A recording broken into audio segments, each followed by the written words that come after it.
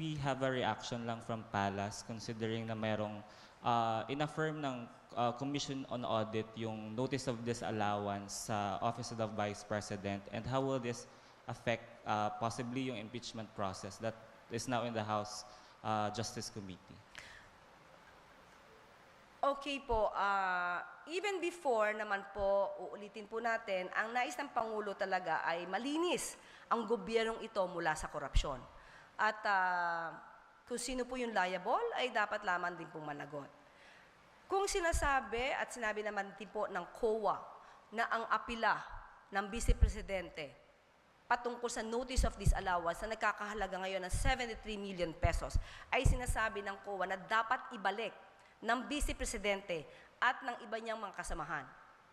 Nagpapatunay lamang ito na yung unmodified opinion kung saan sinasabi nilang transparent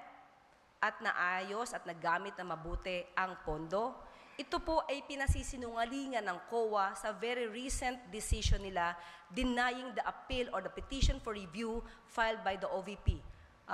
under the leadership of Vice President Sara Duterte.